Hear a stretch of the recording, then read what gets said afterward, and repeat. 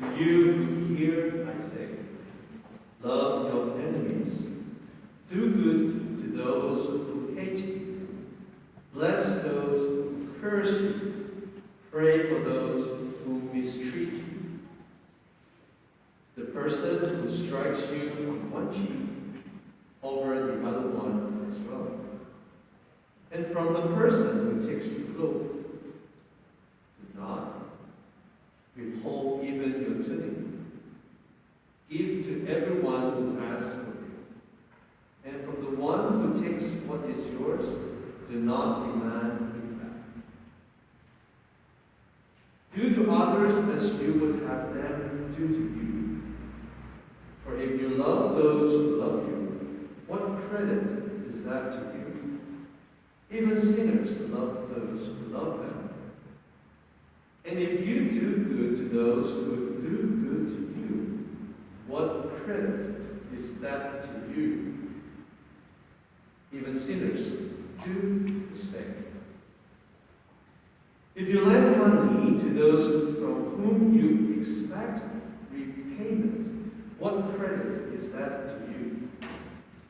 Even sinners lend to sinners and get back the same amount. But rather, love your enemies and do good to them, and lend expecting nothing back. Then your reward will be great, and you will be children of the Most High. For He Himself is kind to the ungrateful and the wicked. Be merciful, just as your Father is merciful. Stop judging, and you will not judge. Stop condemning, and you will not be condemned. Forgive, and you will be forgiven. Give, and gifts will be given to you. A good measure, packed down, shaken down, and overflowing, will be poured into your lap. For the measure with which you measure will in return be measured out to you. The Gospel of the Lord. Praise to you, Lord Jesus Christ. Please be seated and listen attentively to the homily.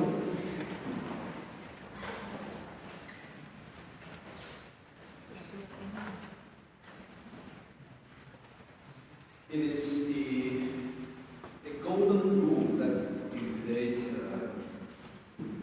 Gospel that Jesus, through Luke, the evangelist, has passed down to us. This is no commandment of Jesus, which has caused so much discussion and debate as to the commandment of loving our enemies. This is the most controversial one, most difficult, most demanding, most unwilling for most Christians. Before we can obey this commandment of loving our enemies, we must discover what it really means. Literally. In Greek, since the Bible is translated, the New Testament is translated from Greek, there are three words for to love. The first one is, in Greek, is eran, which describes passionate love, the love of a man for a woman. Second is philia. Philia. I don't know if I can pronounce Greek correctly.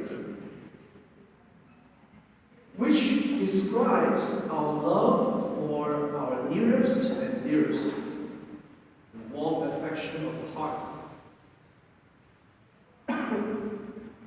Either of these two words is used in this passage that we just read in the Gospel. The word used here, rather, is agapan, So it's agape, you know very well, probably, from Psalms and scriptures. Agape, but this is the verb of agape, so it's agapan, which means actually not just a single definition. We need to explain it better. Agapan describes an active feeling of benevolence towards the other person. An active feeling of benevolence. So it's not just a passion, it's not a deep, the love that we have for our dearest, but for any other person. It means that no matter what that person does to us, we will never allow ourselves to desire anything but his highest good. So I wish the best.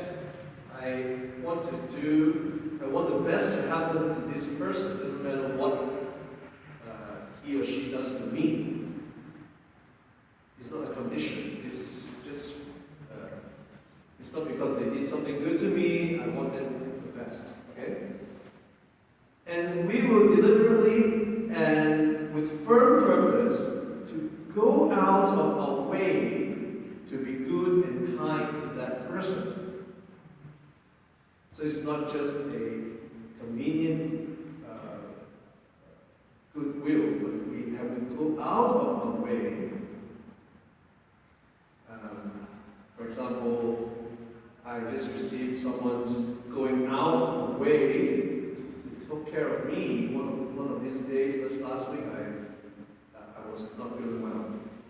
So someone, a brother, came and all the way, and helped me spend hours spending his own time, bring me to the hospital, accompany me, push me around in a wheelchair. I was not feeling well with my feet. So that kind of going out of our way and even spending money, for the taxi and everything, not that kind, okay? This is the kind that we're talking about here. To bring the good and to be kind to that person. This is most suggestive. Very, very important. We cannot love our enemies as we love our nearest and dearest. But to do so is very unnatural, impossible, and even wrong. But we can see no matter what a man does to us, even if he insults, give us ill treatments, and injures us, we will seek nothing but his highest good, especially the good that is willed by God. Maybe you cannot will, my enemies, I hate him so much. And then you suddenly, offer him a big, nice box of cookies. I don't know if it's even possible. But at least you wish that this God will bless him or bless her. In the bottom of your heart, you truly wish that, even you cannot settle your anger, your feelings for that person. One thing emerges from this. The love we bear to our dear ones is something we cannot help. We speak of falling in love. It is something which happens to most of us. We have this experience. But this love towards our enemies is not only something of the heart. It is something of the will. It is something which, by the grace of Jesus Christ, we may will ourselves to do. In the second reading, we heard that there was the first man who was Adam. And there was a man that came, which is Jesus. first man comes from the earth, and we also bear that earthly body, came from earthly Adam.